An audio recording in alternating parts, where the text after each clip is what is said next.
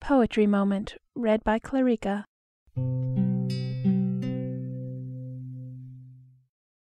Love by Samuel Taylor Coleridge. All thoughts, all passions, all delights, whatever stirs this mortal frame, all are but ministers of love, and feed his sacred flame. Oft in my waking dreams do I live o'er again that happy hour, when midway on the mount I lay, beside the ruined tower. The moonshine stealing o'er the scene had blended with the lights of eve, and she was there, my hope, my joy, my own dear Genevieve. She leaned against the armed man, the statue of the armed knight. She stood and listened to my lay, amidst the lingering light. Few sorrows hath she of her own, my hope, my joy, my Genevieve. She loves me best whene'er I sing the songs that make her grieve. I played a soft and doleful air, I sang an old and moving story, an old rude song that suited well the ruin wild and hoary. She listened with a flitting blush, with downcast eyes and modest grace, for well she knew I could not choose but gaze upon her face. I told her of the knight that wore upon his shield a burning brand, and that for 10 long years he wooed the lady of the land. I told her how he pined, and ah, the deep, the low, the pleading tone with which I sang another's love interpreted my own.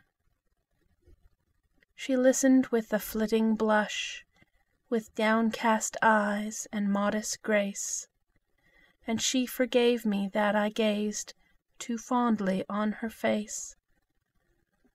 But when I told the cruel scorn that crazed that bold and lovely knight, and that he crossed the mountain woods, nor rested day nor night, that sometimes from the savage den, and sometimes from the darksome shade, and sometimes starting up at once in green and sunny glade, there came and looked him in the face an angel beautiful and bright, and that he knew it was a fiend, this miserable night.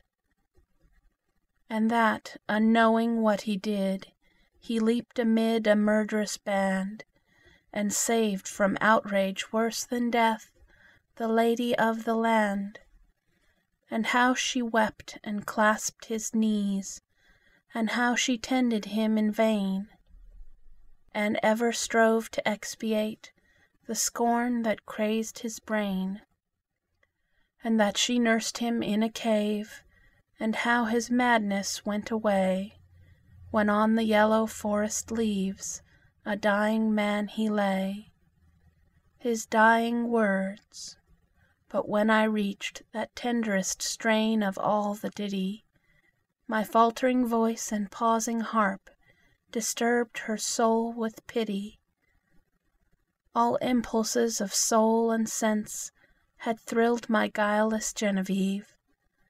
The music and the doleful tale, the rich and balmy eve, and hopes and fears that kindle hope, an undistinguishable throng, and gentle wishes long subdued, subdued and cherished long.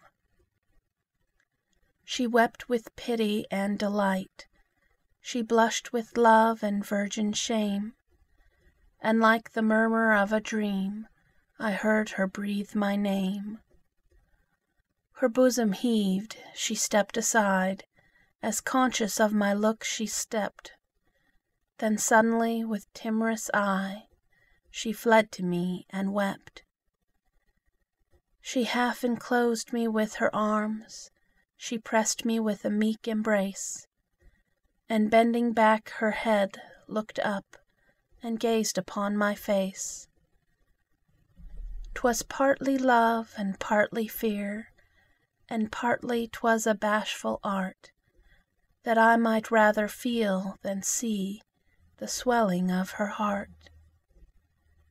I calmed her fears and she was calm, and told her love with virgin pride, and so I won my Genevieve, my bright and beauteous bride.